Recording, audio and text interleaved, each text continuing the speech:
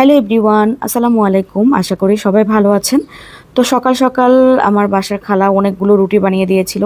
তো রুটিগুলোকে হালকা করে ছেঁকে আমি একটু ঠান্ডা করে তারপর আমি এরকম করে আমি একটা বাটিতে প্রথমে একটা টিস্যু বিছিয়ে নিই, তারপর উপর দিয়ে আরও একটা টিস্যু দিয়ে দেই। তো সবগুলো রুটিকে রাখার শেষে আমি টিস্যুটা দিয়ে দিব, তাহলে রুটিটা ঘামবে না আর ভিতরে ভিজে ভিজে থাকবে না।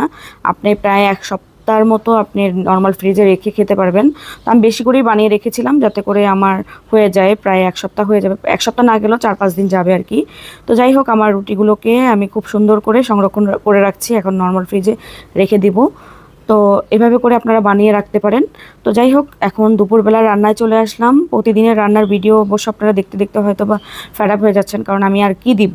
আর আমার যেহেতু মানে অন্য অন্য কোনো কাজ নেই, বাসার কাজগুলোই আমার দেখানো হয় মূলত। তো আজকে যেহেতু ওয়েদারটা ঠান্ডা ছিল, তো ভাবলাম একটু পোলাও রান্না হোক। বিরিয়ানি রান্না করতে চেয়েছিলাম, পরে ভাবলাম যে না, একটু পোলাও রান্না করি, কারণ আমার মেজো ছেলেটা আবার বিরিয়ানিটা খুব বেশি একটা পছন্দ করে না। ও পোলাও বলতেই পছন্দ খুব কম করে, এই আর কি। তো আমি আবার পোলাও রান্না করতেই নিয়ে নিলাম। তো প্রথমে আমি তেলের মধ্যে কিছু গোটা মশলা দিয়ে আমি চালটাকে ঢেলে দিয়েছি। ঢেলে দিয়ে কিছুটা শাহি জিরা দিলাম আর একটু আদা দিয়ে দিয়েছিলাম, দিয়ে কাঁচামরিচ আর লবণটা দিয়ে দিলাম, দিয়ে খুব ভালো করে ভেজে নিতে হবে, তাহলে পোলাওটা খুব ঝরঝরে হবে। তো ভাজা হয়ে গেলে আমি এখন পরিমাণ মতো গরম পানি দিয়ে দিব। পোলাওতে চেষ্টা করবেন সবসময় গরম পানি দেওয়ার জন্য। সাথে কিন্তু আমি গুঁড়ো দুধও দিয়েছিলাম, হাফ হাফ কাপ পরিমাণ। তো দিয়ে আমি চুলায় বসিয়ে দিয়েছি, এখন ঢিম আঁচে রেখে দিয়েছি, এখন হতে থাকবে আর কি। তো এই ফাঁকে আমি একটু গরুর মাংস নিয়ে নিয়েছিলাম, এখানে ছিল সব ধরনের গোটা মশলা দিয়েছি, হলুদ, মরিচ, পেঁয়াজ, তেল, আদা, রসুন, তারপর পেঁয়াজ বাটা সব কিছু দিয়ে খুব ভালোভাবে হাতে মাখিয়ে আমি গরুর মাংসটা মানে অল্প সময়ের মধ্যে বসিয়ে দিচ্ছি। আমার হাতে একদমই সময় কম ছিল, আর বন্ধের দিন থাকলেই আমার মানে প্যারা থাকে, অনেক দৌড়াদৌড়ির উপর রান্না করতে হয় আর কি। তো পারি না সব কিছু করে উঠতে আর কি। তো যাই হোক, এখন আমি হাতে মাখিয়ে তাড়াহুড়ো করে আমি চুলায় বসিয়ে দিলাম। তো বসিয়ে দিয়ে এখন চুলাটা আমি বাড়িয়ে দিয়ে কিছুক্ষণের জন্য প্রায় 20 মিনিটের মতো আমি বাড়িয়ে দিয়ে কষিয়ে নিব। আর পানি তো অনেকখানি বের হয়ে গেছে।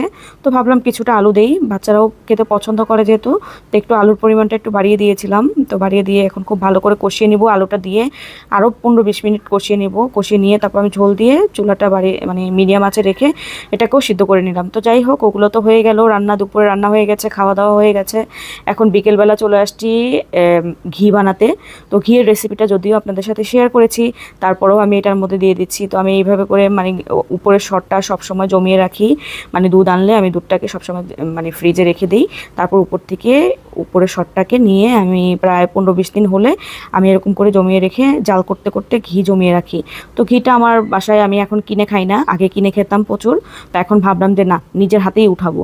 আর আমার হাতে যেহেতু আমি উঠাতেই পারি, তাহলে আমি কিনে খাবো